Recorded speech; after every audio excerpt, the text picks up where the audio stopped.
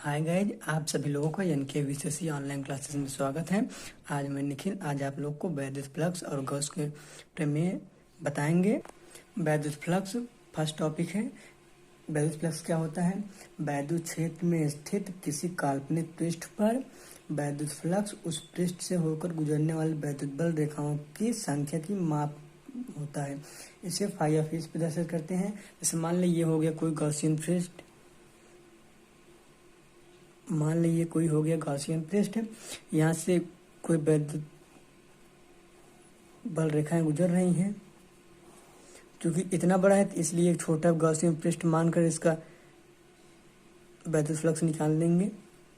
मान ली इसकी लंबाई, इसकी क्या कहते हैं, क्षेत्रफल डी हो गया, और जो वैद्युत क्षेत्र गुजर रहा है ये ई, इससे ई वैद्युत क्षेत्र गुजर रहा है। वैद्युत फ्लक्स क्या होता है? मान लीजिए ये कोई अवयव है और इसका एक छोटा अवयव मान लेते हैं, छोटा क्षेत्रफल डी जो कि समतल है, जिससे वैद्युत क्षेत्र रेखाएं डी निकलती हैं। ये एक दूसरे की क्या होती हैं? लंबवत होती हैं और इसके समांतर होती हैं। ई और डी एक दूसरे के अभिलंबवत होते हैं। जैसे माना कि ये हो गया अवयव हो गया और ये वैद्युत बल रेखाएं ऐसे जा रहा है, क्या हो गया? अभिलंबवत। यदि ये रेखाएं ऐसे जा रहा है तो समांतर होता है। थीटा इक्वल टू 90 डिग्री और लंबवत थीटा इक्वल टू 0। वैद्युत फ्लक्स क्या हो गया? वैद्युत क्षेत्र में स्थित किसी काल्पनिक पृष्ठ पर वैद्युत फ्लक्स, वैद्युत क्षेत्र में स्थित किसी काल्पनिक पृष्ठ पर वैद्युत फ्लक्स उस पृष्ठ से होकर गुजरने वाली वैद्युत बल रेखाएं, जो इससे वैद्युत बल रेखाएं गुजर रही हैं, उसकी संख्या की माप को वैद्युत फ्लक्स कहते हैं। इसे फाई ऑफ ई से प्रदर्शित करते हैं।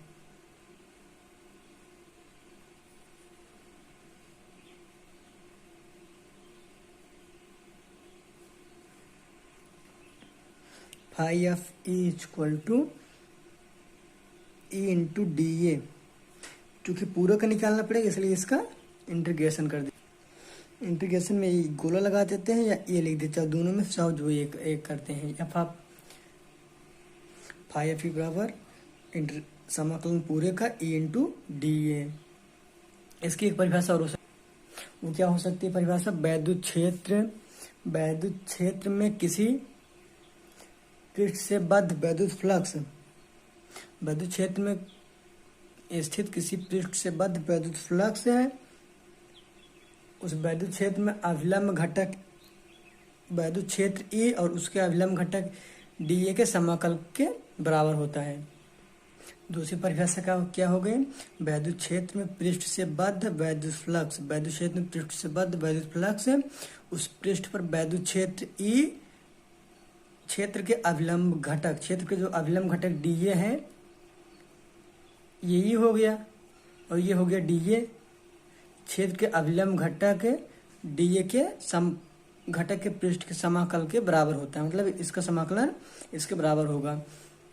अब चूंकि ये दोनों वेक्टर स्वरूप है, अब ये इसका इंटीग्रेशन करें, वेक्टर स्वरूप है तो ई डी ए बराबर ई डी ए कॉस थीटा।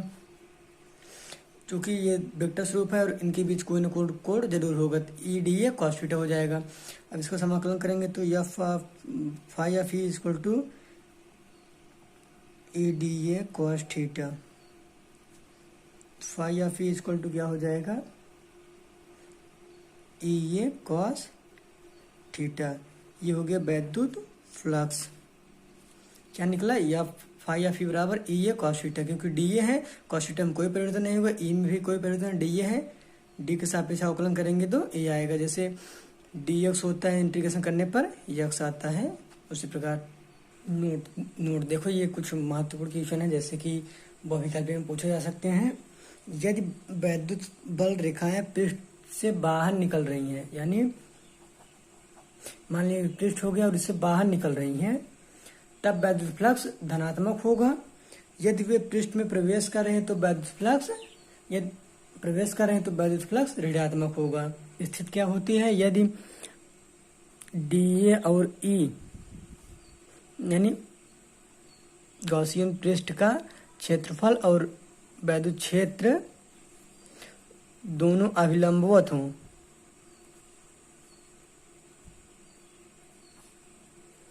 तो थीटा इक्वल टू 0, तो phi of a equal to a cos 0 cos 0 को माने तो phi of a equal to e ए।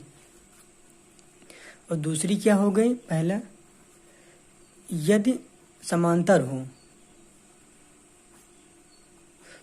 तो थीटा इक्वल टू 90 और phi of E equal to e A cos 90 degree. तो phi of E equal to हो जाएगा 0, क्योंकि cos 90 का मान 0 और कॉस 0 का मान 1।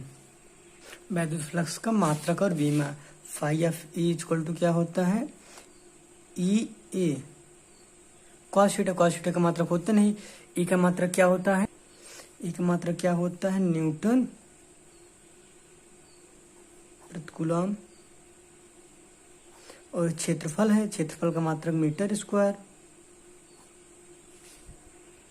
तो इसकी बी में क्या हो गई, इसका मात्रक क्या हो गया, न्यूटन मीटर प्रति कूलम, न्यूटन मीटर स्क्वायर प्रति कूलम, या एन एम स्क्वायर प्रति सी। और इसकी बी में क्या हो जाएगी, न्यूटन की बी में क्या होती है,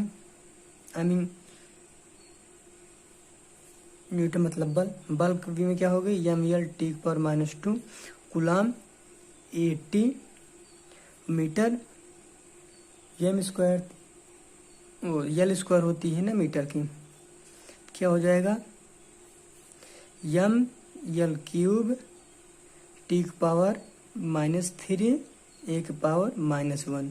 ये हो गई इसकी बीमा और ये हो गई इसका मात्रक। नेक्स्ट टॉपिक घन कोण। कहाँ से आया, ई बराबर क्या होता है, एफ अपान क्यू, मतलब बल कूलम, तो बल का मात्रक न्यूटन, और न्यूटन बल का बीमा एम एल टी पर -2, और कूलम का क्यू का मात्रक कूलम आवेश का मात्रक, और इसकी भी में 80 हो गई। तो फाई ऑफ ई की भी में कितना आ गई, एम एल टी पावर ये और ये आ गया। नेक्स्ट है घन कोण, डी ओमेगा जिसे कहते हैं। मान लो कोई हो गया वृत्त, इसके केंद्र ओ,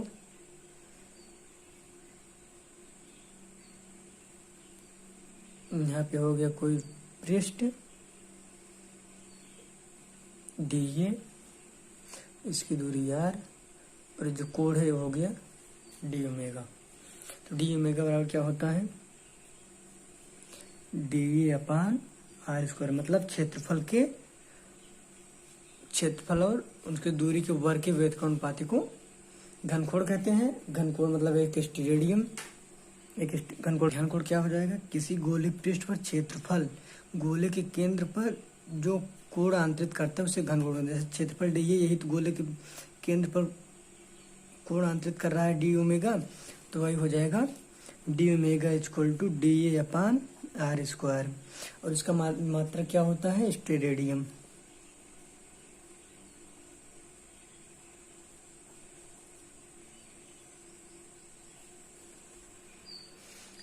यही चित्र बाहर बना रहे हैं बड़े में, जैसे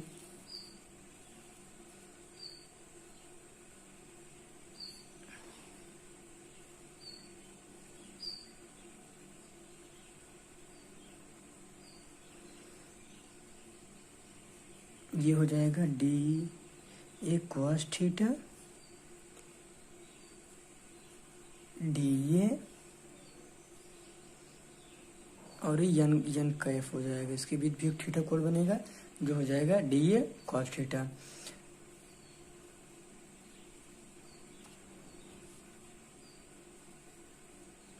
मतलब इसके आर और क्षेत्रफल के बीच जो कोण बन रहा है थीटा, तो इसलिए डी ए कॉस थीटा। तो इसका क्या हो जाएगा, ओमेगा बराबर ए अपन आर स्क्वायर होता है, ए बराबर 4 pi r square, omega equal to 4 pi. यदि हम यन कैप लें तो क्या हो जाएगा, ओमेगा बराबर D A cos theta upon R square. ये सूत्र काम देगा गॉस के प्रमेय में ना। Very important. Next topic Gauss law. Gauss का नियम क्या बताता है? गॉस का नियम या गॉस के फ्रेम में स्थित वस्तु में किसी काल्पनिक बंद पृष्ठ से गुजरने वाले वैद्युत फ्लक्स तथा पृष्ठ द्वारा परिबद्ध कुल आवेश के बीच संबंध बताता है। तो इसकी परिभाषा क्या होती है? किसी बंद पृष्ठ से गुजरने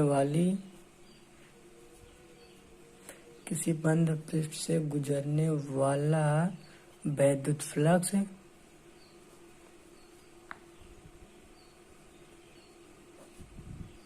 फाई ऑफ ई उस पृष्ठ द्वारा परिबद्ध कुल आवेश Q का 1/ε गुना होता है। क्या कहा? फाई ऑफ ई मतलब किसी बंद पृष्ठ से गुजरने वाला वैद्युत फ्लक्स फाई ऑफ ई उस पृष्ठ द्वारा परिबद्ध कुल आवेश Q का 1/ε गुना होता है। क्या हो जाएगा? Q/ε0 फाई ऑफ हो गया। ये हो गया गॉस लॉ।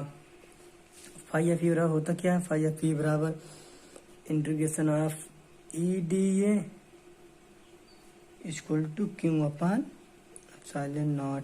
ये आगे इसका संबंध फाई ऑफ। अब इसकी प्रूफ उत्पत्ति देखते हैं कैसे उत्पत्ति होती है। ε0 क्या है? निर्वात की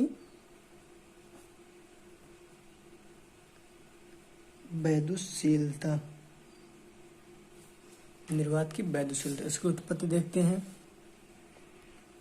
ये मान ले कोई गॉसियन पृष्ठ, यहाँ से कोई प्लस Q आवेश बिंदुओं पर है। ये वही पिछला वाला जो चित्र था वही बनाएंगे फिर से एक बार। यहाँ पे थीटा को आंतरित करा और ये हो गया R, और इसको मान ले रहा है ये पृष्ठ P। यहाँ से E जा रहा है और DA है, E है। क्या हो जाएगा? माना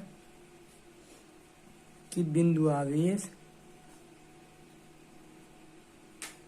प्लस Q, माना कोई बिंदु O है जो कि एक गॉसियन पृष्ठ A में स्थित है और एक सूक्ष्म गॉसियन पृष्ठ P मानते हैं जिसका क्षेत्रफल dA है और जिससे E क्षेत्रफल से अभिलंबित होकर गुजर रहा है। OP = R है तो फाई ऑफ ई बराबर क्या हो जाएगा? E × dA।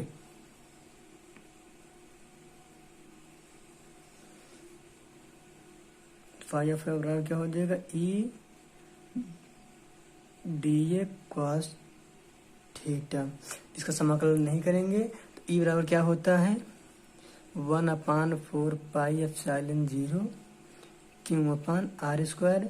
ये आप लोग कूलम्ब के लॉ में वैद्युत क्षेत्र की तीव्रता पढ़ चुके होंगे। क्या हो जाएगा? इसको हम डी फाई लेते हैं। D phi of E equal to Q/4πε0 dA cos θ/r²। उसमें क्या बताए थे? dA cos θ/r² किसके बराबर होता है? ओमेगा dA cos θ/r² होता है ना। D phi of E equal to Q/4πε0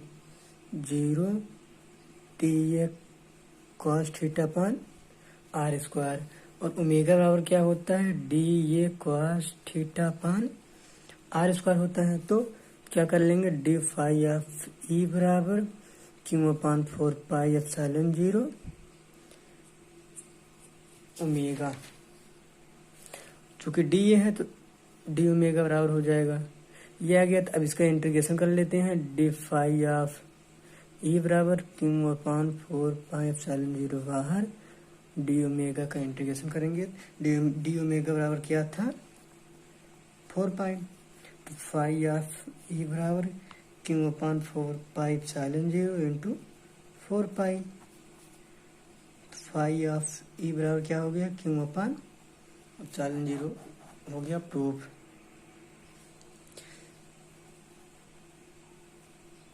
इसका इंटीग्रेशन किस लिए किए हैं, क्योंकि संपूर्ण टेस्ट का बैद्युत फ्लक्स ज्ञात करने के लिए इंटीग्रेशन किया जाता है। तो एफ बराबर क्यों एप्सिलॉन ये आ गया आपको जो प्रूफ करना था ना। और डी ओमेगा बराबर 4 पाई आपको थोड़ा पहले इसके बताए थे। जो भी डाउट्स हो हमें कमेंट में जरूर बताएं। प्लीज़ हमारे चैनल को सब्सक्राइब करें और ज़्यादा से ज़्यादा शेयर करें। धन्यवाद।